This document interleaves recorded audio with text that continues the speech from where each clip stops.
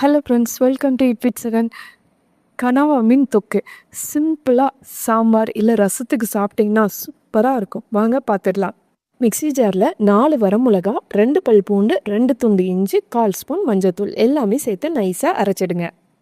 சுத்தமாக கழுவுனா 1/2 கிலோ கனவா, தேவையான அளவு கல்லுப்பு, அரைச்ச மசாலா பேஸ்ட் எல்லாமே சேர்த்து நல்லா கலந்துட்டு ஒரு 10 நிமிஷம் ஊற வச்சிடலாம். சமைக்க ஆரம்பிக்கிறதுக்கு முன்னாடி ஊற வச்சிட்டிங்கன்னா வெங்காயம் தக்காளியெலாம் வதங்குறதுக்குள்ளே ஊறிடும். பேனில் தேவையான அளவு எண்ணெய் சேர்த்துட்டு 1/4 ஸ்பூன் அளவுக்கு சோம்பு சேர்த்து நல்லா பொரிஞ்சதும் 1 கட்டி பூண்டு, 2 கொத்து கருவேப்பிலை, பூண்டை நல்லா தட்டிட்டு சேர்த்துக்கோங்க.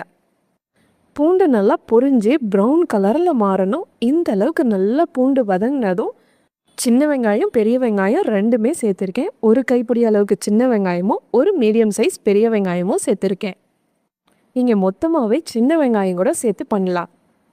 வெங்காயம் நல்லா வதங்கிடுச்சு. அடுத்தது ஒரு பெரிய சைஸ் தக்காளி வதங்குறதுக்காக கொஞ்சமாக கல்லுப்பு சேர்த்து நல்லா மசிஞ்சு வர அளவுக்கு வதக்குங்க.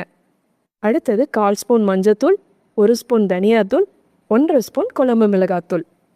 இது மட்டுமே போதும், வேறு எந்த ஒரு மசாலாவுமே சேர்க்க தேவையில்லை. ஃபஸ்ட்டு மசாலாவை நல்லா வெங்காயம் தக்காளி கூட கலந்துட்டு ஒரு 1/4 கப் அளவுக்கு தண்ணி சேர்த்துக்கோங்க. அப்போ தான் மசாலாவோட பச்சை வாசனைலாம் போயிட்டு நல்லா ஒரு தொக்கு பதத்துக்கு வரணும். எண்ணெய்லாம் பிரிஞ்சு நல்லா வதங்கிடுச்சு. ஊற வச்ச கனவா மீனை சேர்த்துக்கலாம். மீன் சேர்த்து நல்லா கலந்துட்டு மூடி வச்சிடுங்க. ஒரு 5 நிமிஷம் சிம்லையே வதங்கட்டும். இந்த கனவா மீன்லேயே தண்ணி விடும், அதனால் தண்ணி அதிகமாக சேர்த்துறாதீங்க. பாருங்கள் எந்த அளவுக்கு தண்ணி விட்டு நல்லா வதங்கியிருக்குன்ட்டு. எக்ஸ்ட்ரா ஒரு 1/4 கப் அளவுக்கு மட்டும் தண்ணி சேர்த்து நல்லா கலந்துட்டு மூடி வச்சுடுங்க. இன்னும் ஒரு 5 நிமிஷம் வேகட்டும். மீடியம் ஃப்ளேமில் வச்சு வேக விடுங்க. அப்போ தான் சீக்கிரமாக தண்ணியும் சுண்டும், கனவா மீனும் நல்லா வெந்துடும். கடைசியாக மிளகுத்தூள், கருவேப்பிலை, பொடியாக நறுக்குனா மல்லி இலை தூவி நல்லா கலந்துட்டு ஒரு 2 நிமிஷம் மூடி வச்சு வேக விட்டு இறக்குனிங்கன்னா சூப்பரான கனவா தொக்கு ரெடி. கனவா மீன் ரொம்ப நேரம் வேக வச்சிங்கன்னா ரப்பர் மாதிரி ஆகிடும். கரெக்டாக 10 நிமிஷத்துக்குள்ளேயே வெந்துடும். நீங்களும் இந்த ரெசிபியை ட்ரை பண்ணிவிட்டு எப்படி இருந்துச்சுன்னு கமெண்ட் பண்ணுங்கள்.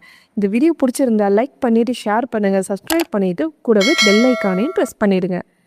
தேங்க்ஸ் ஃபார் வாட்சிங்.